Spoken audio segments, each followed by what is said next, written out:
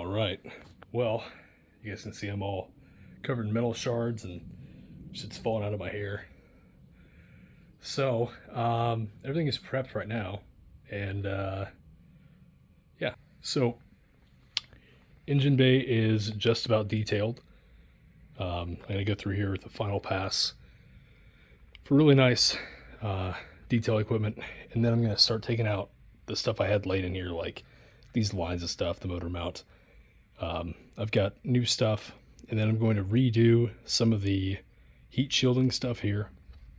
I want to run alongside the underside of the car on the passenger side the heat shielding panels. I've got this panel that Jacob did for me, which is really cool.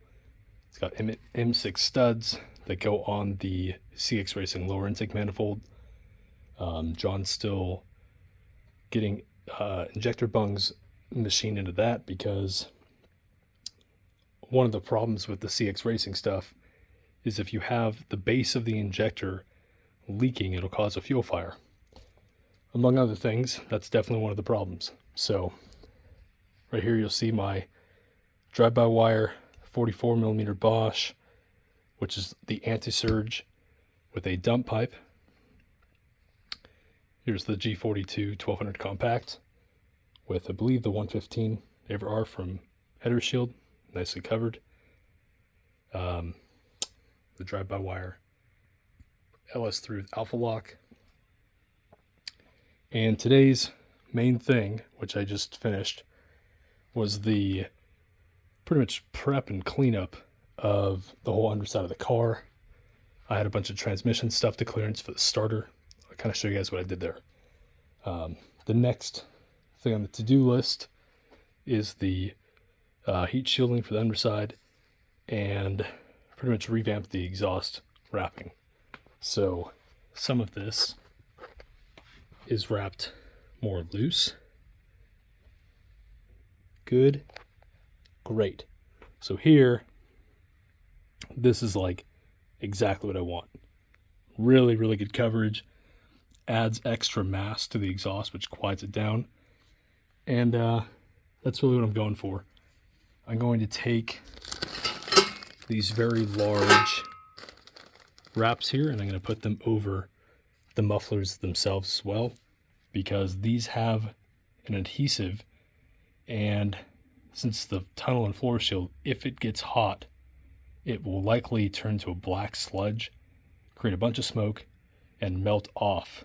So it'll become a loose piece. This has to be wrapped as well with these 40-inch extra long, extra thick straps.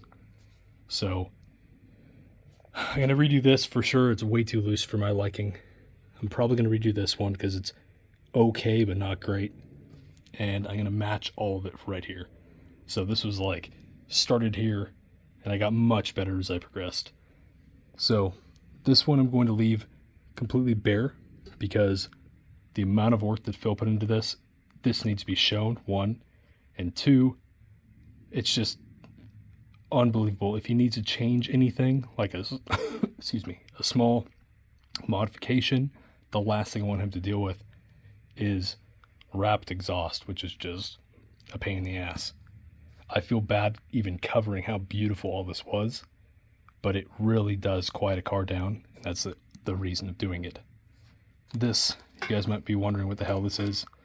It's a drive shaft hoop, which I might still be able to run. Haven't spec'd it out yet where I would have a good mounting location, but I do have, a lot of high-speed hopes of the car. So that might be the approach to go with. Nothing has changed in the exhaust manifold, and I'll show you guys what I was just doing. So, excuse me. I've been out here for about 7 hours straight, so I'm a little bit tired. So the first thing is we'll talk about the WOSP starter here. So this guy has a custom face for the FC bell housing. There are 3 holes, and then each of these holes has a little bit of slop to them. So if you're in this hole, you have a little tiny bit of wiggle room to get it just right. Now, the clearancing for the Magnum is really tight on either this stud or this backing to the bell housing and the tunnel itself. So I'll try to get this all showcased for you. Let's see. It's gonna be a little tough.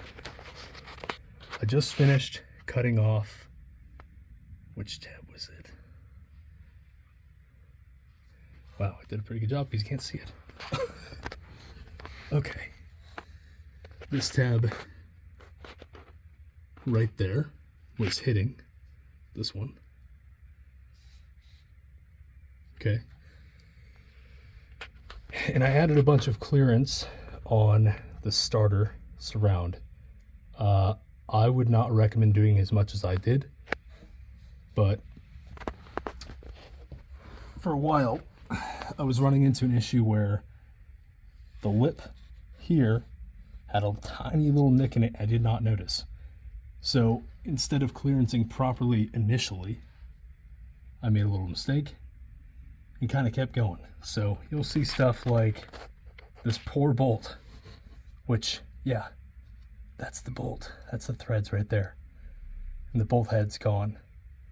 But what this allowed me to do is, instead of having to take this section and hammer on here for starter clearance, because I had clearanced enough here, I'm able to tuck all this in and have adequate room.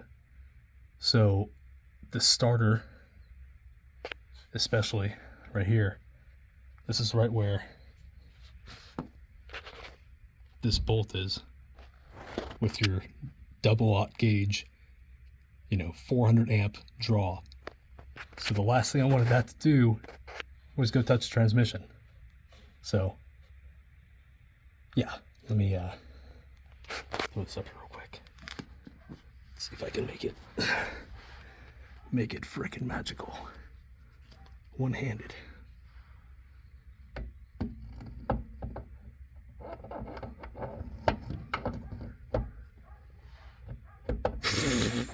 Did I just grab it upside down? No. Like a fucking boss. There we go. Okay. There's your clearance there now.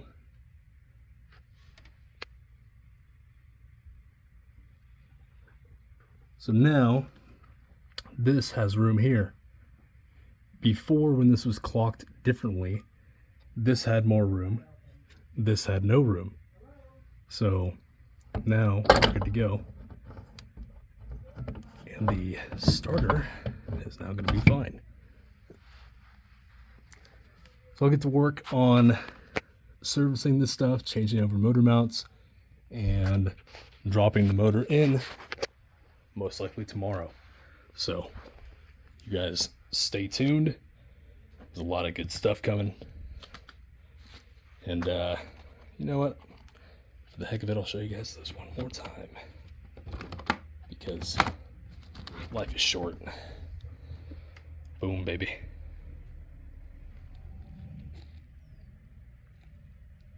Oh yeah. All right, catch you in the next one.